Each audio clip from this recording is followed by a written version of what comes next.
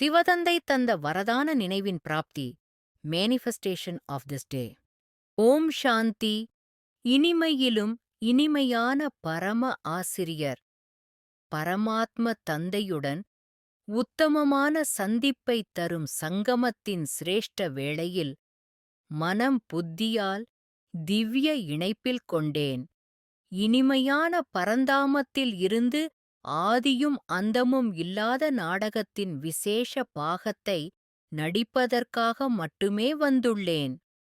துவாபர கலியில் சிறிதளவும் சம்பந்தமில்லா சன்ஸ்காரங்களை சுபாவங்களை பதிவு செய்து தன்னை மறந்து தன் நிலை மறந்து தந்தையை மறந்து சொந்த வீட்டையும் மறந்து விகாரங்களின் சுழற்சியில் இணைத்துக்கொண்டு தேடித் திரிந்த என்னை தந்தையே நேரில் வந்து சுந்தர கைகளில் அரவணைத்து பரமஞான அமிர்தத்தை பருக வைத்துள்ளீர்கள்.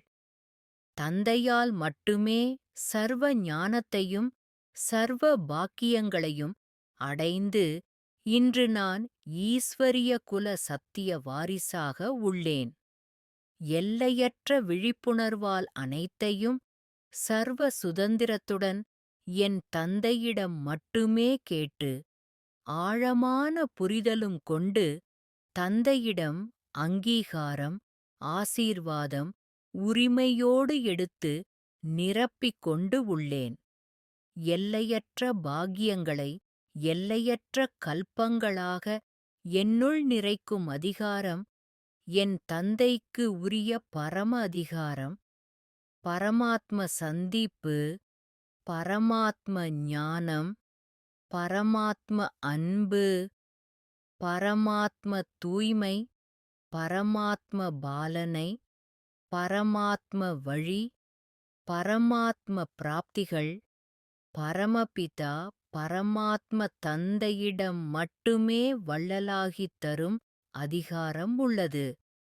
சர்வ பிராப்திகளையும் எல்லையற்றதாக எடுத்து தன்னிடம் சேமித்து சுயம் தனது முன்னேற்றத்திற்கும் விஸ்வ முன்னேற்றத்திற்கும் பிரயோகம் செய்யும் உரிமையுடன் இணைந்த கடமை என்னிடம் இருக்கின்றது.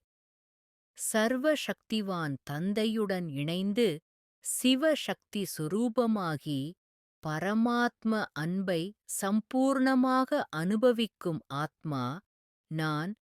சிவதந்தையின் அன்பில் மூழ்கிய நிலையிலேயே நிரந்தர ஸ்திதியைக் கொண்டு உள்ளேன். சர்வ உறவுகளாக சம்பந்திகளாக தொடர்புகளாக ஆத்மா என்னுள் முழுமையாக வியாபித்திருக்கும் நினைவின் ஆதாரத்தில் சிரேஷ்டமிக்க நன்றிகளுடன் சர்வ சக்திவான் சிவ தந்தையிடம் சர்வ சமர்ப்பணம். நன்றி பாபா. நல்லது. சிவதந்தை ஞான வைரத்துளிகள். இனிமையான குழந்தைகளே, அனைத்து யுகங்களிலும் உத்தமானது இந்த சங்கம யுகமாகும். இங்குதான் ஆத்மாக்களாகிய நீங்கள் பரமாத்மா தந்தையோடு சந்திப்பு செய்கின்றீர்கள். ஆத்ம அபிமானி ஆவதற்கான பாடத்தை ஒரு தந்தை மட்டுமே படிப்பிக்கின்றார். இந்த பாடத்தை வேறு எந்த தேகதாரிகளாலும் படிப்பிக்க முடியாது. ஆத்மாக்கள் பரந்தாமத்திலிருந்து நடிகராகி நடிப்பதற்காக வந்தோம். ஆரம்பம் மற்றும் முடிவு என்பது இல்லை. இப்போது விழிப்படையுங்கள், புதிய யுகம் வருகின்றது என்று. புதிய உலகம் சத்யுகம், பழைய உலகம் கலியுகமாகும். பக்தியும் முதலில் முறை யானதாக இருந்தது. ஒரு சிவபாபாவை மட்டுமே நினைவு செய்தனர். புருஷோத்தம நிலை அடைய வேண்டுமானால் தாழ்ந்த நிலை அடைய வைக்கும் விஷயங்களைக் கேட்காதீர்கள். ஒரு தந்தையிடமிருந்து மட்டுமே கேளுங்கள். ஒருவரிடமிருந்து மட்டுமே ஞானத்தைக் கேளுங்கள். வேறு யாரிடம் கேட்டாலும் அது பொய்யானதாகும். எல்லா ஆதாரமும் படிப்பில்தான் இருக்கின்றது. நாம் எவ்வளவு படிக்கின்றோம்? எதிர்காலத்திற்காக, பல பிறவிகளுக்காக நான் என்ன ஆவேன் என தன்னிடத்தில் கேளுங்கள்.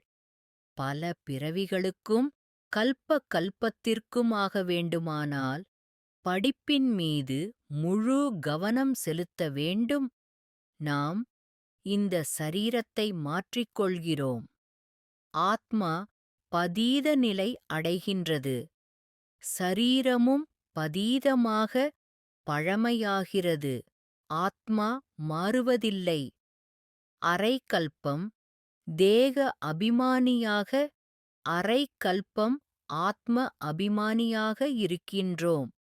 நஷ்டமோகா ஆகுங்கள் என தந்தை மீண்டும் கூறுகின்றார். இந்த சரீரத்தின் மீது கூட பற்றுதல் வைக்காதீர்கள். இப்பொழுது இந்த உலகம் முடிந்தே தீரும். தமோபிரதானத்திலிருந்து சதோபிரதானமாக மனதால் என்னை நினைவு செய்யுங்கள். அதுதான் மன்மனாபவ என தந்தை கூறுகின்றார். நீங்கள் இந்த நேரம் ஞானத்தை அடைகின்றீர்கள். பிறகு பக்தியின் பெயர் அடையாளம் கூட இருக்காது. பரமாத்ம சந்திப்பு மற்றும் பரமாத்ம ஞானத்தின் சிறப்பாவது அழியாத பிராப்திகள் ஏற்படுவது.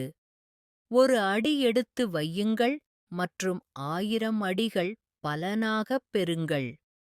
சிரேஷ்ட பிராப்தி பிராப்தத்தைப் பார்த்து சுலபமாகவே ஏறும் கலையின் அனுபவம் செய்வீர்கள். நல்ல குழந்தைகள் எப்பொழுதும் தங்களை தந்தையுடன் இணைந்த ரூபத்தில் இருக்கும் அனுபவம் செய்கிறார்கள்.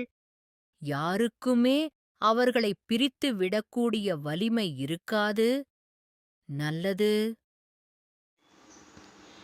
மன்மனாபவ தன்னை ஆத்மா என உணர்ந்து ஆத்மாவின் தந்தையான பரமாத்மாவை அன்போடு நினைவு செய்தால் ஆத்மாவில் இருக்கும் 63 ஜென்மங்களின் பாவ கர்மங்கள் அழிந்து போகின்றன. ஓம் சாந்தி.